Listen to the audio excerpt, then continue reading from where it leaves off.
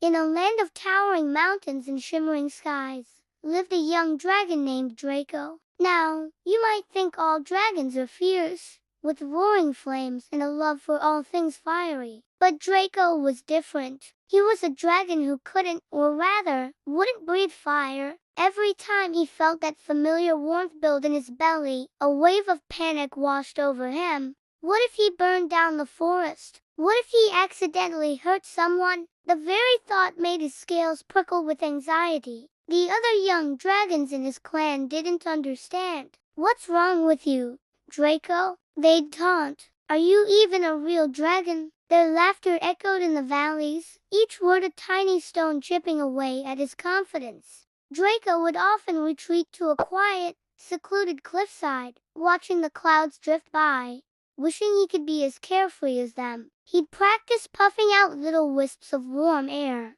but never a full flame. He was the dragon who was afraid of his own fire. One winter, an unusually fierce snowstorm descended upon the Dragon Mountains. It wasn't just snow, it was a blizzard of ice and wind, colder and more powerful than any the elders could remember. The sky turned a dark, angry gray, and the world was swallowed by a swirling vortex of white. The storm raged for days, piling snowdrifts as high as ancient trees and encasing everything in a thick, unyielding layer of ice. When the storm finally subsided, a chilling silence fell over the mountains. A panicked roar cut through the quiet. It was the frantic call of a mother dragon. During the blizzard, a group of the youngest hatchlings, full of playful curiosity, had wandered into a cave system at the base of the mountain to play hide and seek. The storm had sealed the entrance, trapping them inside a newly formed cavern of solid ice. Panic spread through the clan.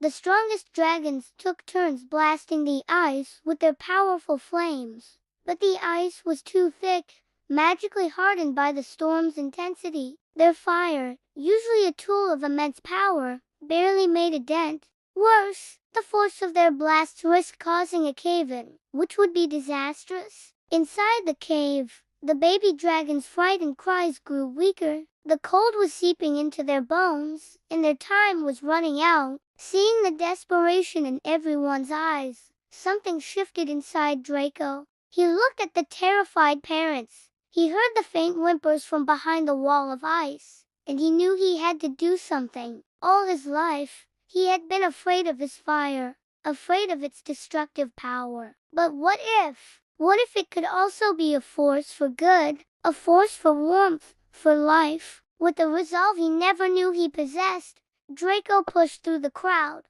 The other dragons watched, confused, as he approached the icy barrier. He closed his eyes, taking a long, slow breath. He didn't think about burning forests or causing harm. Instead, he pictured the scared little hatchlings, huddled together in the darkness. He thought about a gentle hearth, a warm blanket, a soft ray of morning sun. He channeled all his fear, all his doubt, and transformed it into a focused, determined warmth. Then, he opened his mouth and let it out. But it wasn't a roaring, destructive inferno. It was a gentle, steady, golden flame, like a giant, warm candle. It flowed from him not with force, but with care. The flame touched the ice, and instead of cracking or exploding, the ice began to melt.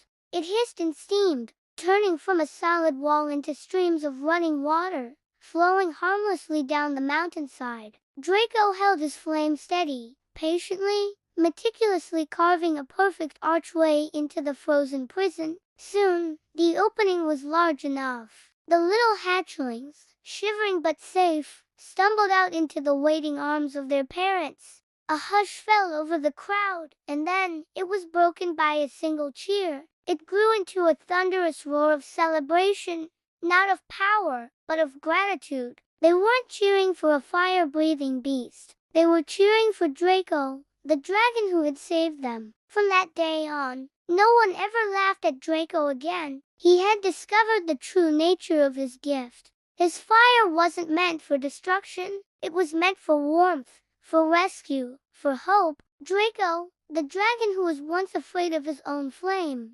became known as Draco the Life Giver, a hero who taught everyone that true strength isn't about the power you wield, but how you choose to use it. He had faced his greatest fear and, in doing so, had found his true self. Thanks for watching our story today. If you enjoyed it, remember to like, subscribe, and hit that notification bell so you don't miss our next adventure. See you next time.